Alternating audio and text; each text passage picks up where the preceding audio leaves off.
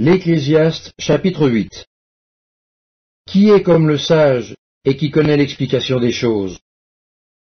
La sagesse d'un homme fait briller son visage, et la sévérité de sa face est changée.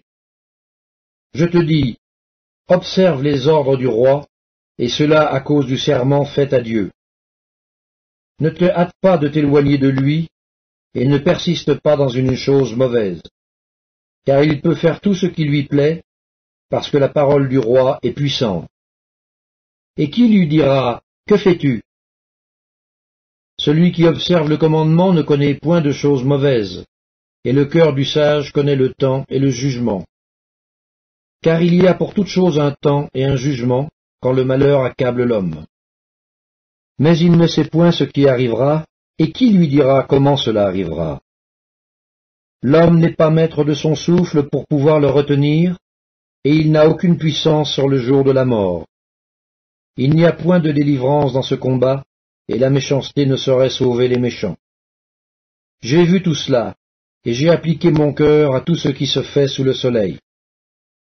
Il y a un temps où l'homme domine sur l'homme pour le rendre malheureux. Alors j'ai vu des méchants recevoir la sépulture et entrer dans leur repos, et ceux qui avaient agi avec droiture s'en aller loin du lieu saint et être oubliés dans la ville. C'est encore là une vanité.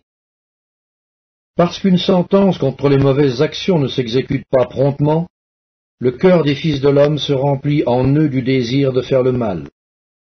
Cependant, quoique le pécheur fasse 100 fois le mal, et qu'il y persévère longtemps, je sais aussi que le bonheur est pour ceux qui craignent Dieu, parce qu'ils ont de la crainte devant lui. Mais le bonheur n'est pas pour le méchant, et il ne prolongera point ses jours, pas plus que l'ombre, parce qu'il n'a pas de la crainte devant Dieu. Il est une vanité qui a lieu sur la terre, c'est qu'il y a des justes auxquels il arrive selon l'œuvre des méchants, et des méchants auxquels il arrive selon l'œuvre des justes. Je dis que c'est encore là une vanité. J'ai donc loué la joie, parce qu'il n'y a pas de bonheur pour l'homme sous le soleil qu'à manger et à boire et à se réjouir. C'est là ce qui doit l'accompagner au milieu de son travail, pendant les jours de vie que Dieu lui donne sous le soleil.